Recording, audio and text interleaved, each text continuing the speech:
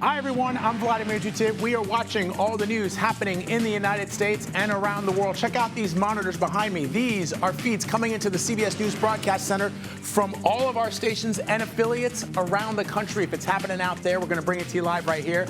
Let's begin. Workers at a major U.S. airport are on strike just as the Thanksgiving rush begins in earnest. How it could impact your trip. Officials say Israel and Hezbollah are on the cusp of a ceasefire deal. We'll have the very latest on the talks and what a potential agreement could look like in the region. Plus, the Menendez brothers appear before a judge today. We're going to break down the new evidence that their attorneys claim could set them free. This is CBS News 24/7.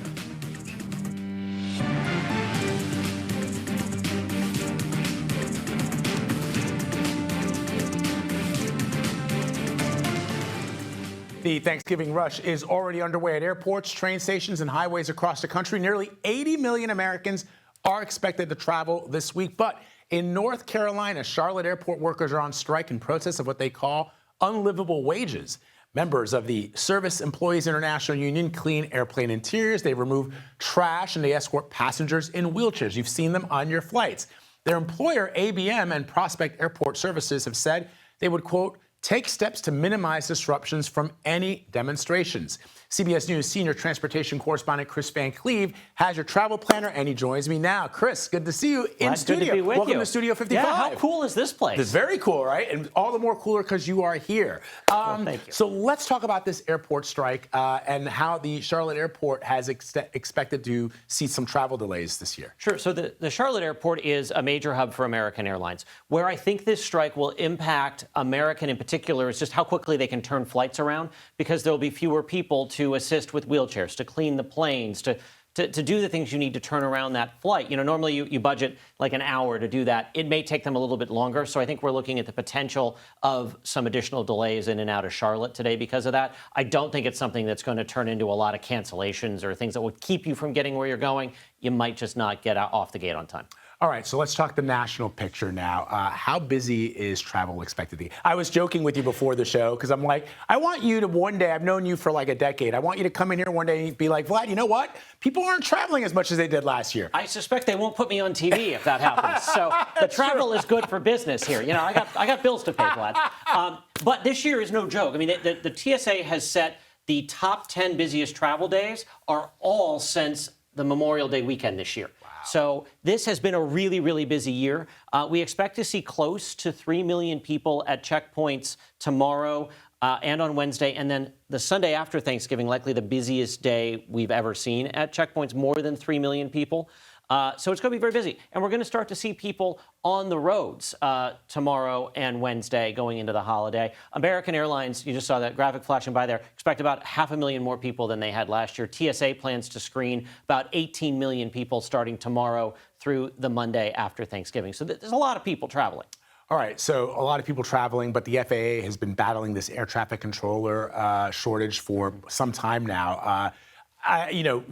We know that they can handle it, but how are they handling it? Yeah, so what will happen, we saw some staffing issues pop up on Friday going in and out of Newark. And what they'll do is they call it flow control. They will slow down the flow of the airport. So fewer arrivals, fewer departures, so that if there is a staffing issue, they can safely manage the airspace. It creates delays. It is something that the airlines have been pretty vocal. They're frustrated about. On the FAA side, they say they have hit and exceeded their hiring goals for this year. They're on pace to add another 1,500 to 1,800 air traffic controllers next year. There is a lag, though, because of the training time. And, it's very sophisticated airspace, so it takes some time. You're not going to put a junior air traffic controller into the New York airspace. But the FAA says they're working on it. It should get better now. You can't make up for a decade of under-hiring in a couple of years. But we may see some delays. Newark is one of the airports we're watching right now. But let's leave you with a little bit of fun here. Okay. Yeah, American Airlines expects to fly 8.3 million people this year.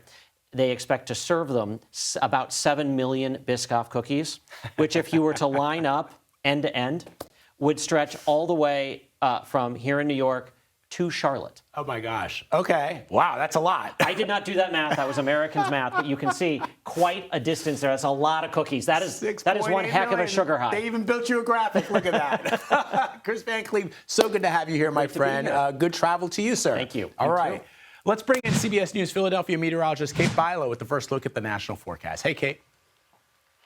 Hey, Vlad, good morning. Yeah, like you were saying, a lot of people hitting the skies and the roads this week as we head toward the Thanksgiving holiday. And we've got really one big system to track that is going to snarl Thanksgiving travel basically from coast to coast. It's starting in the West Coast today. This storm coming onshore today over portions of California, an area that does not need any more rain. That's exactly what they're getting between San Francisco and Los Angeles, so slowing things down on the 5 there. We do have a weaker cold front across the Midwest. That's going to move into the Northeast tomorrow. That's kind of like our Thanksgiving appetizer platter. And then the main event is the system that's going to traverse the West Coast toward the Rockies, then the Midwest on Wednesday, and then produce a soaking rain across the Northeast on Thanksgiving Day. Today, we're looking at the steadiest rain coming down over mainly central California, spreading into parts of the mountains there with more heavy mountain snow. That is then going to push eastward. So this front doesn't look like much. It may produce a few showers today into tomorrow across the Northeast. So for today, a few slowdowns this afternoon, perhaps in the Midwest, but the biggest delays will likely be found across the West Coast. San Francisco seeing some rain throughout the day. Tomorrow, that system moves into the Rockies. Good mountain snow for anyone with ski trips there. Maybe some slowdowns in Denver. And then as we head into Thanksgiving Day, Wednesday into Thursday, that's when we're going to see steady rain across portions of the Midwest. And finally, the threat for rain in the Northeast on Thanksgiving Day. As far as winter weather, again, you can see winter weather warnings and advisories in effect across much of the West for now. Vlad, I'll send it back to you. All right, Kate, thank you very much. Appreciate it. And as part of the annual Thanksgiving tradition, President Biden will pardon these guys, 2 turkeys. I'm not talking about the guys on the floor or behind the camera. We're talking about these turkeys right here. Their names are Peach and Blossom. Peaches is somebody I knew way back when. They were raised in Minnesota by the chairman of the National Turkey Federation, and CBS News senior White House and political correspondent Ed O'Keefe is joining me now for more on this. All right, Ed, let's talk. You know what I'm going to say. Let's talk turkey. I'm sorry. The president is headed to New York City this afternoon for a Friendsgiving event. What can you tell us about that? All we know is that he's headed to Staten Island to serve meals to the Coast Guard, and this is a tradition that he has carried out usually when he's over in Nantucket for the holiday itself. So unclear if he's also doing something like this when he's on the island later this week, but for whatever reason is doing it on Staten Island later today. This White House hasn't been keen to share many details of anything he's doing these days, Vlad. So all we really know is that he's headed up there to spend some time with those in uniform and serve them a Friendsgiving meal at the Coast Guard station in Staten Island. All right. So I understand that you've gotten up close and you've gotten very personal with the honored guests. Talk to me about that. Look, this is a network that used to have programs called Person to Person and Face to Face. You could call this Turkey to Turkey, Vlad. We met with Peach and Blossom exclusively yesterday. And Jim and Grant Zimmerman, the family from Northfield, Minnesota that raised the turkeys. Jim is the chairman of the National Turkey Federation. They will be there alongside the president in a little bit when they pardon Peach and Blossom, continuing a 77-year tradition of the National Turkey Federation, at least bequeathing a few birds to the president. But not until 1989 did a president explicitly pardon the turkeys. George H.W. Bush did so amid some protests from animal rights protesters, a little concerned about the fate of those birds. And so every president since has held this explicit pardoning ceremony for the turkeys, be they Democrat or Republican, young or old. This is continuing a holiday tradition. And the holidays continue here at the White House later this afternoon when the White House Christmas tree arrives from North Carolina. The First Lady will greet that tree, and it will be put up while they're in Nantucket later this week. And then the Christmas decorations are revealed usually by sometime next week.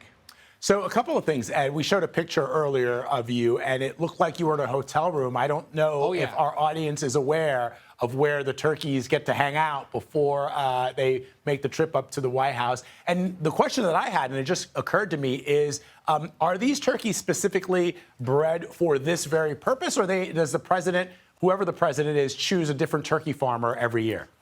Oh, Vlad, I'm glad you asked. They are staying over at the Willard Intercontinental Hotel, which is about a block or so from the White House, one of the oldest, most storied hotels in town. They've been hosting the birds for the last 7 years.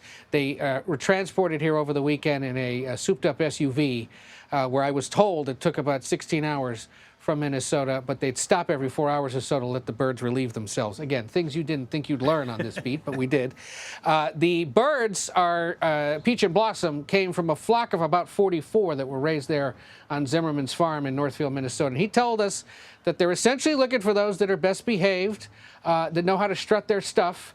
And as you can see there, that's a Peach that gets a little bulked up there, and it's Blossom who's a little more chill. But both of them known to be the kind of bird that can present well in front of crowds, is willing to do so, has good temperament, and so that's the hope, is that they'll make it through this afternoon. Then they're headed to a facility in southern Minnesota for the rest of their lives, a place called, let me just remind myself here, Farm America in Waseca, Minnesota. That's in southern Minnesota. The hope is that they'll be greeted by kids and families who will learn more about turkeys, learn more about farming, and appreciate a little more the good folks who helped raise the birds that, of course, will be the centerpiece of so many Thanksgiving meals across the country later this week. I love that. In this time, we need some fun and good news. So, folks, if you are sticking around, and I know you will be, we're actually going to show that pardon live right here on CBS News 24/7 in the next hour. So if you got kids, and because I just watched when we showed that video, Ed, the kids that are there checking the turkeys out, they really, really look like enamored with these birds. It's kind of cool. They absolutely were. I brought my daughters along, and they got a big kick out of it. So I love it. It's a fun time. Yeah, it is indeed. Ed O'Keefe, thank you very much, my friend. Appreciate you. All right. New CBS News polling shows that most Americans approve of President-elect Donald Trump's handling of his transition so far. 59% say they are happy with the way things are going, and 54% of Republicans polled say that they are excited about what Trump will do as the next president of the United States. Some Democrats have expressed their willingness to work with the incoming administration. Listen. I'm going to evaluate each one of these candidates based on their ability to do the job and their willingness to put the needs of the American people first. CBS News congressional correspondent Nicole Killian joins me now from West Palm Beach. So, Nicole, as you know, our polling also revealed that a majority of Democrats say they are concerned or scared about what Trump may do as president. What are those, what's behind those concerns there? Because you just heard Senator Tammy Duckworth earlier on Face the Nation, Sunday on Face the Nation, say that she's willing to vet every of the president's nominees independently to see if they are qualified to do the job. Yeah, well, I think in terms of our polling, it does show a split with many Republicans who were polled saying that they are excited or optimistic about what the president-elect will do. While, as you mentioned, Democrats feel a little differently, about half saying that they are scared, another 35% saying that they are concerned. And some of this stems from concerns about, what they are worried about the president-elect's potential policies, how that might impact individual rights, for instance. But at the same time, to your point, I think our polling also shows that many Democrats do want to see the current Biden administration work with the Trump transition to ensure a smooth transition process, and that congressional Democrats, work with the incoming Trump administration. So they do want to see some bipartisanship there, even though they may not necessarily be thrilled about some of the potential policies to come. As you know, Trump has added a few members to his incoming administration over the weekend. Walk us through who they are and their qualifications.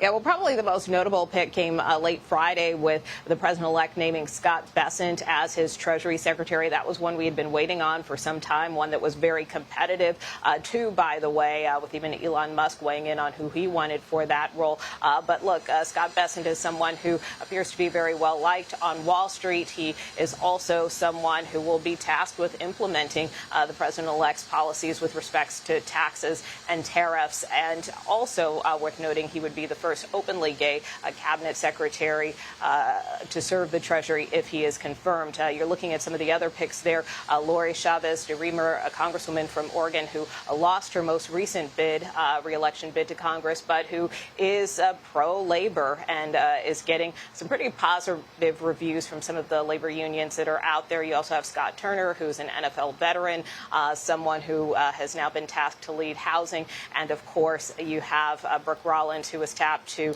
lead the agriculture department, who is a staunch ally of the president-elect, someone who served in the first Trump administration and also has been the president of the America First Policy Institute, which has been really an area that has been ripe for picking in terms of some of the president-elect's choices as of late. All right, Nicole Killian for us this morning. Nicole, thank you very much. The body of an Israeli rabbi has been recovered after he was killed in what has been described as a heinous anti-Semitic terror attack in the United Arab Emirates. 28-year-old Zivi Kogan ran a kosher grocery store in Dubai and went missing on Thursday. The UAE says 3 suspects are under arrest. Israel says it will do all it can to make sure those responsible are brought to justice. The U.S. has also condemned the murder. Staying with Israel right now, they could be days away from a ceasefire deal with Hezbollah militants. That's according to U.S. officials. Meanwhile, the Israeli military launched new attacks on Lebanon's capital, Beirut, today after hundreds of Hezbollah rockets targeted northern Israel over the weekend. For more on this, let's bring in CBS News foreign correspondent Deborah Pata, who's joining me now to talk more through this. So Deborah, as you know, both Israeli and American officials have said a deal between Hezbollah and Israel for a ceasefire could be close. What are we learning? Well, in fact, Vlad, the Israeli media is reporting that there is indeed a deal. We could see it as early as tomorrow. But I need to add a cautionary note here. As a person who's been covering this region for the last year on deals that have not failed to materialize, remember, anything Netanyahu might agree to still has to be ratified by his cabinet. What that deal will look like is not clear, but that cabinet meeting takes place tomorrow. Now, we do know it will probably focus on setting up an international committee to monitor the implementation of a previous ceasefire that was agreed to all the way back in 2006, which ended a then month-long war between Hezbollah and Israel. That agreement was never properly implemented. And together with the UN Security Council resolution known as 1701, it was supposed to see Israeli forces withdraw from Lebanon and for Hezbollah to end its armed presence along the southern border south of the Litani River. Those withdrawals would then see the influx of the Lebanese army troops. Remember, Hezbollah is a militia group, not the country's official defense force, and they would patrol the border, the official defense force, together with existing UN peacekeeping forces in the area. But as you mentioned, despite both Israeli and American officials saying that this deal could be close, possibly tomorrow or within days, the war seems to have escalated, resulting in a very bloody past few days, with that deadly Israeli hit in central Beirut, killing more than 80 people, and Hezbollah rockets hitting one building in the north of Israel and setting some other buildings alight near Tel Aviv. Vlad? Deborah, what about this new UN report that's describing the conditions in northern Gaza as catastrophic? There's been reporting of that for some time now. Is there any movement in getting more aid to the region? It is something that President Biden has urged Prime Minister Netanyahu to try and facilitate.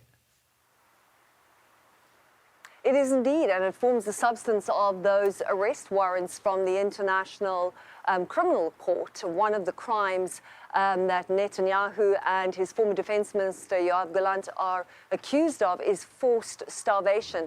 Frankly, Vlad, we really are running out of words to describe just how catastrophic things are in northern Gaza. The United Nations says that the ever-present threat of famine there may in fact already have taken hold in some households. Virtually no food has been delivered there in over 40 days. And now, prior to the war, 500 aid trucks entered Gaza every single day. Now it's a fraction of that, with the amount of aid being led in by Israel at almost its lowest point for this entire war. There is basically no food and no water in northern Gaza. Everyone is hungry, and the trickle of aid that does get in is also in danger of being targeted by looters. And to add insult to all of this, the weather has also turned here. It's very cold and rainy. Winter has arrived with a vengeance, and for people who've been displaced, this wet, miserable weather is also going to cause further problems. Vlad? It's terrible. Deborah Powder reporting for us tonight from Jerusalem. Thank you, Deborah.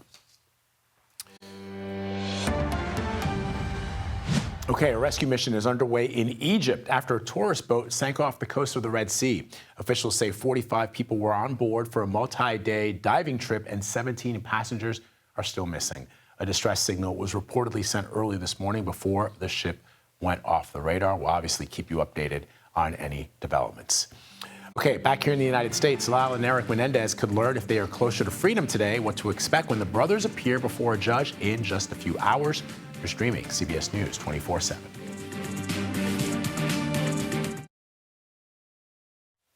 The Menendez brothers are set to appear virtually in a California courtroom today. Eric and Lyle Menendez are currently serving life sentences for the 1989 murders of their parents, but the LA County DA recently announced he believes the pair should be resentenced.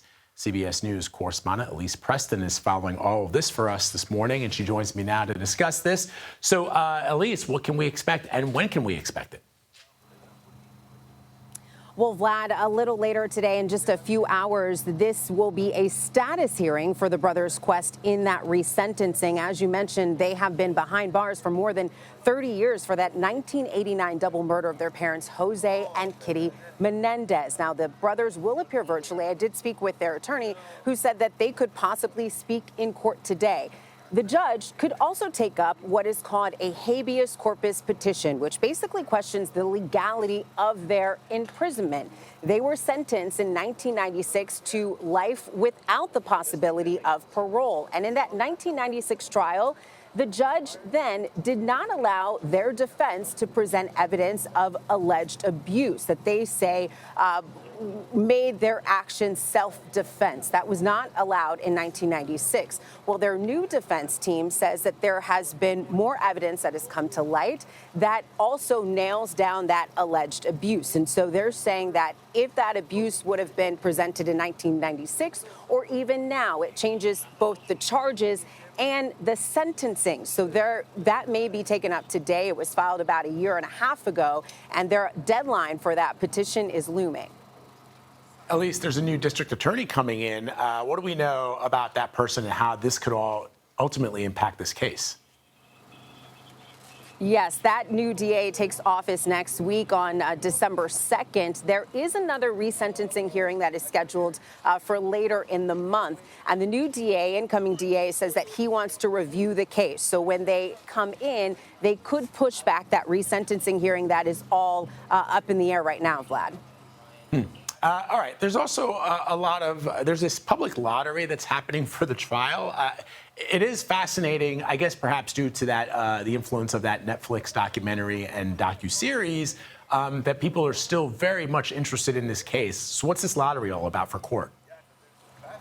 This is a really high-profile case. I'm a millennial. I don't know a world without the Menendez brothers. This case has been around my entire life. So there's a lot of interest. As you mentioned, that Netflix documentary, there's been a lot of interest in the case in recent years. Take a look at this line right behind me. There's a crowd. They have been lined up. Some people got here at 3 a.m. to get a seat, a lottery seat. There are only 16 seats allowed inside the courtroom for the general public. Some folks got here at 3 in the morning, just a glimpse to be able to listen in on that history. There's not going to be cameras in court. So if they want to go to the hearing, if they're very interested in the case, they would have to be here. Yeah, and so, but Elise, as my producer just indicated, the Menendez brothers aren't even going to be there, right? They're going to be appearing via video stream? Yeah, they're going to be virtual. And the attorney did tell me that they could possibly speak in court. He would not indicate what or if they would say, or he did not indicate what they would say. But as you mentioned, there's just a lot of interest. And keep in mind that for the last decade or so, court cases have really just captivated America. People are so interested in what happened, the why, and the motive to why things have played out. Really interesting. All right, we'll see what happens. Elise, thank you very much. Appreciate it. Okay, coming up, we're going to have some details about a fatal plane crash in Lithuania after a cargo plane slammed into a home. You're streaming CBS News 24/7.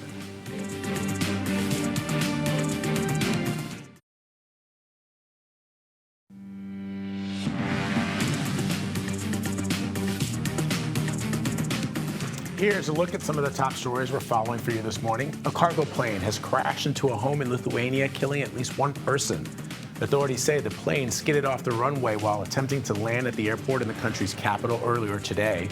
A dozen people have been evacuated from the house. At least 3 people were injured. The cause of the crash remains under investigation. Bishop T.D. Jakes is stable after experiencing a health scare during a sermon on Sunday. The 67-year-old bishop appeared to pause while speaking, and he began to shake.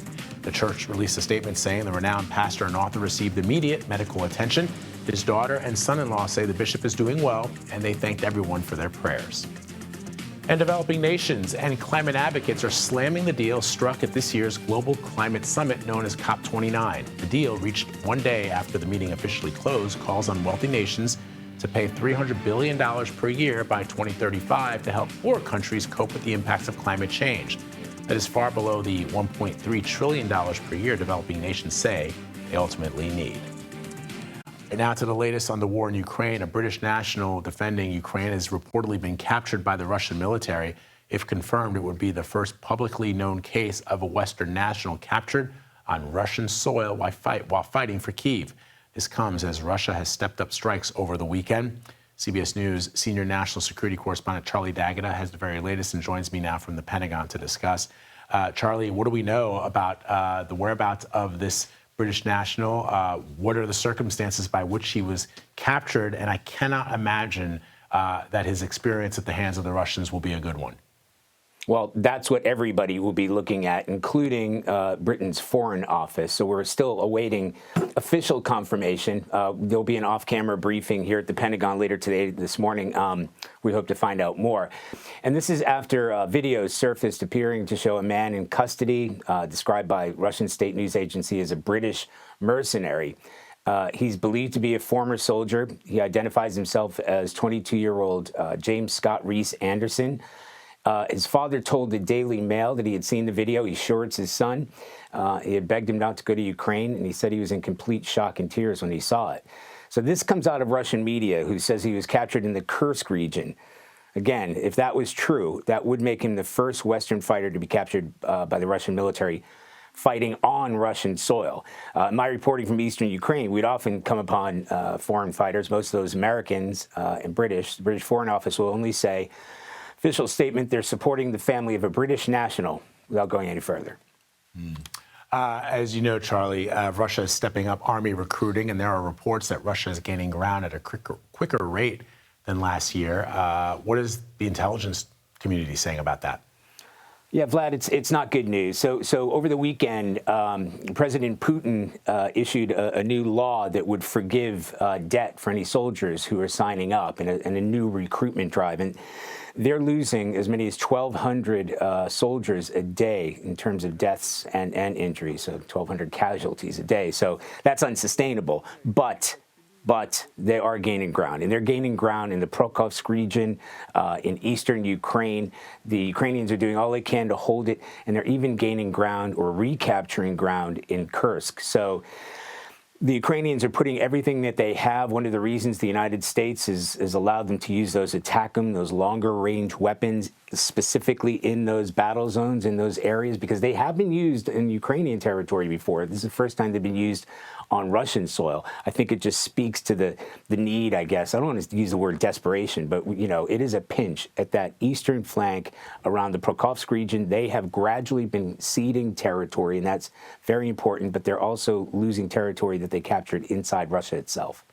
Yeah, Charlie, one thing that I thought was kind of interesting, Joe Rogan on his podcast made the point that by arming the Ukrainians, President Biden is facilitating potentially World War III, those U.S. weapons, those ATACMS that the Ukrainians now have. He was referencing that. And the former world heavyweight champion, Vladimir Klitschko, who, of course, is Ukrainian, has put out a statement on Instagram where he essentially says that what folks like Joe Rogan are doing is repeating Russian propaganda. In other words, Putin has promised in the early days of the war that it would be very quick and over very quickly, but in fact, it is dragged on. And what people like Joe Rogan are saying are sort of spouting Russian propaganda. And I wonder if the Pentagon has any reaction to the propaganda that Putin has talked about, because you reported to me last week on this very broadcast that when Russia fired those ballistic missiles into Ukraine, they used that red phone, or I'm using it as a metaphor, but that they announced to the United States that they were doing it. Why did they do that? Because if the United States mistook those missile launches for something more than what they were, in other words, nuclear, that would have facilitated a response. So even in that moment, the Russians are making sure that the U.S. is aware, hey, we're not doing anything beyond what we would need to do to try and win the war from our perspective. Right, because Vlad, you know, that is, by the looks of it and the way that it gets picked up by intelligence here, it looked like an ICBM. And Russia needed to use that red phone to call up and warn the United States and others that it was firing a weapon of this scale.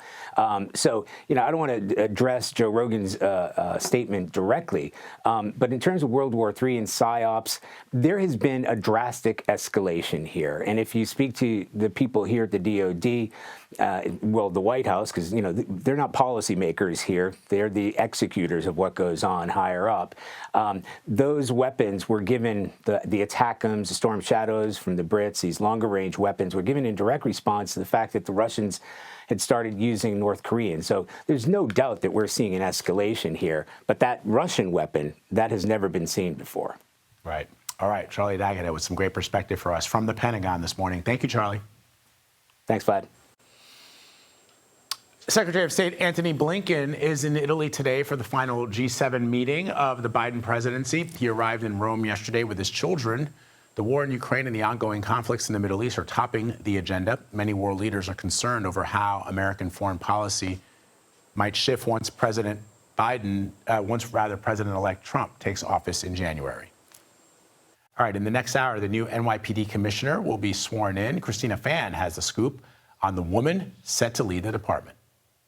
Good morning. Jessica Tisch will be making history today, not only as the second woman to lead the department in its 179-year history, she will also become the fourth police commissioner under Mayor Adams since he took office in 2022. One of her key priorities will be rebuilding trust and confidence in the NYPD after the department was rocked by scandal in recent months. Her predecessor, interim commissioner Thomas Donlan, departed under the cloud of an FBI investigation. Commissioner Edward Caban, who preceded Donlan, resigned in September after federal agents seized his cell phones in one of 5 criminal investigations that involved members of the mayor's inner circle. Adams has called Tisch a battle-tested leader who has excelled at every position she served in. She has an impressive list of credentials, including 3 Harvard degrees, 2 years leading the sanitation department, and 12 years in the NYPD, where she managed the implementation and rollout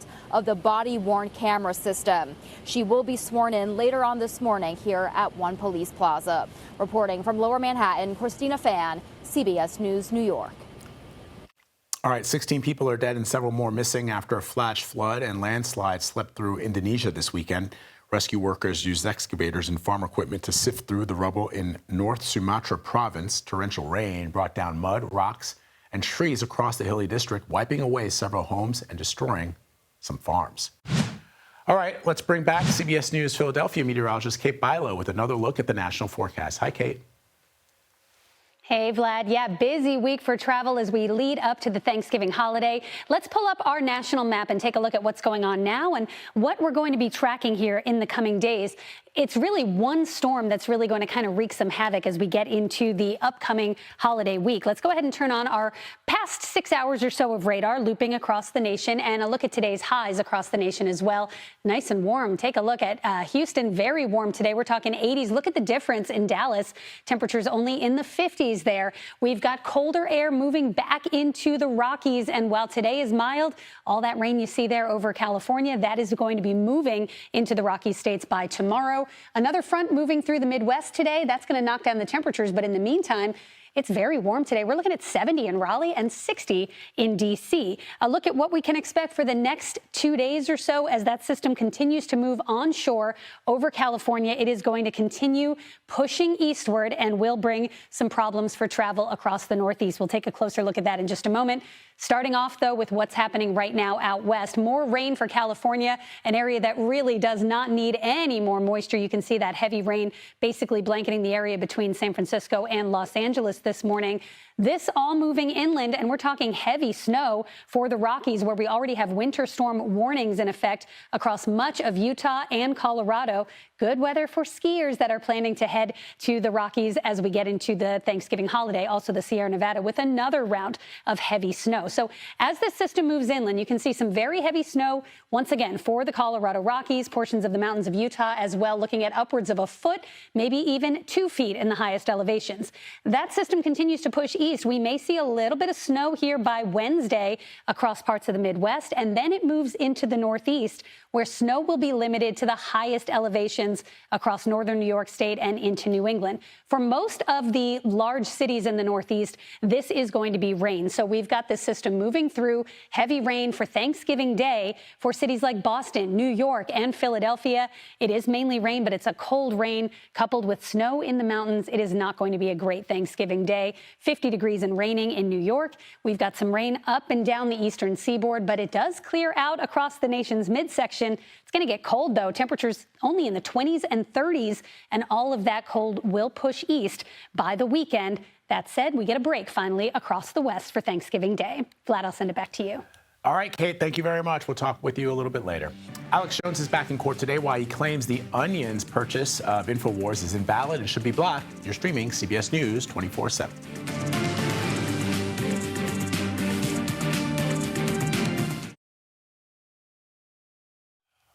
A federal judge could rule as early as today on whether to release Sean Diddy Combs on $50 million bail while he awaits trial on sex trafficking and racketeering charges.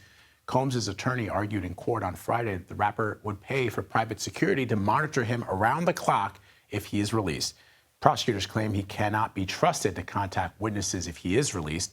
Combs has pleaded not guilty to the charges. His trial is set to begin in May next year. Alex Jones is taking his fight to court today as he tries to block the satirical news outlet The Onion from buying InfoWars. The Onion acquired InfoWars in a bankruptcy auction, which Jones alleges was rigged. CBS News correspondent Janet Shamlian is following this very closely for us and joins me now to talk about it. So, Janet, just break this down for us. This was an auction. Onion was the highest bidder. What's the premise of the lawsuit? So Alex Jones says that it was unfairly held and that he feels like it should have been awarded to a company that represents his interests. Now, this came after he was ordered to pay more than $1.5 billion to families of the Sandy Hook families of the Sandy Hook massacre. You'll recall that he repeatedly claimed that that was a hoax, that it was staged by actors to tighten gun control laws. In effect, what happened was 20 first graders and 6 educators were killed in that incident. So he wants to go back to court after this auction last month. He's asking Christopher Lopez, this federal bankruptcy judge, to take another look at it. That's going to be held here, Vlad, at 3 o'clock Eastern today in federal court in Houston. All right. Any indication at all, Janet, just from what the attorneys have been saying on how the judge might rule and when that might happen?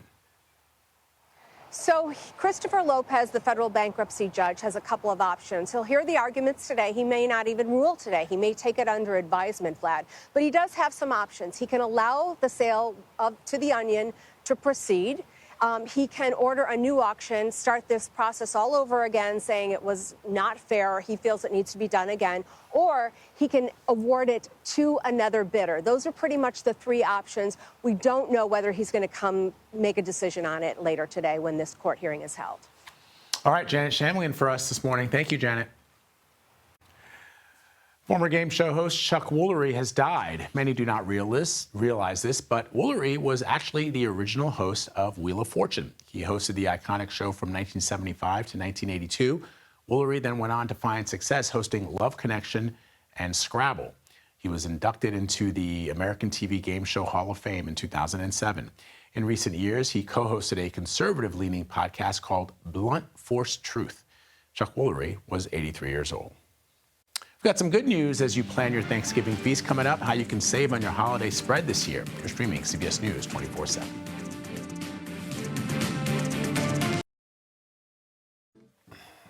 We're looking at some live pictures coming into the CBS News Broadcast Center where President Biden is set to pardon 2 lucky turkeys in the next hour. Of course, this is an annual Thanksgiving tradition.